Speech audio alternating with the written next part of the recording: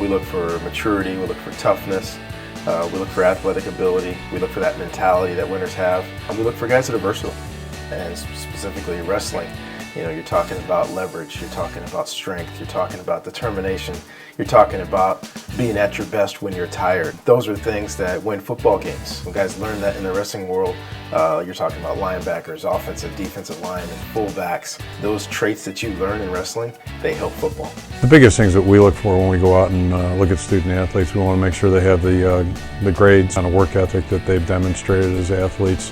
In this day and age where people try to encourage specialization, I'm not a big fan of that, quite frankly, with high school athletes. And I learned back in the 80s just the value of wrestling. When I came here as an assistant coach in 1981, that was really kind of my initiation to the sport. And when I really began to see some of the real values, so whether you want to talk about leverage and hand placement, things of that nature, but also I think just the competitive nature of being a high school wrestler, the hard work that's involved. I don't know if there's a sport that's more challenging or demanding from the physical standpoint, and I would suggest the same from the mental standpoint. You know, it's I think a great sport, and it provides great training for anybody who wants to play college football. Football was my main sport. You know, I was sort of looking for that individual goals which wrestling brings. I had a pretty good college career. I wrestled at the University of Pittsburgh at Johnstown. My first season at college, I was a Division II All-American. I got third. The next 3 years, I went back to the Division II tournament, and I won the tournament 3 years in a row. And at that time, you get to go to the Division I tournament if you're Division II national champ, and I won those as well. So 3 Division I tournaments and 3 Division IIs equals 6, so that's 6 national championships.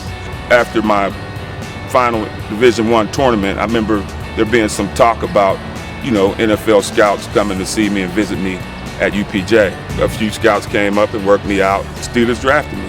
Steelers gave me an opportunity and I got drafted. More than anything that helped me out play football was just the mental toughness first that I had from wrestling, and then the physical attributes that I, you know, in terms of the leverage and the, you know, not quitting, and just the basic one-on-one fight. You know, football is basic man-on-man, just like wrestling is. One of my best friends, Darren Gordon, who played here and has a Super Bowl ring and played a long time in the NFL, was a great corner and punt returner, but he was an All-State wrestler and All-American wrestler in Oklahoma. You know, you just see that carryover that they're used to working hard. You know, they meet challenges and take challenges on with a real positive attitude, and they know what it is to really grind and work hard for a sustained period of time. You know, a lot of guys don't like to get their face bumped or their nose bumped and things of that nature.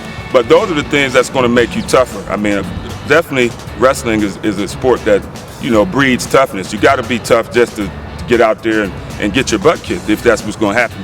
And to keep going back and letting that happen, that takes a tough type of person. It's just about the fight and the physicalness of wrestling and football. They go hand in hand.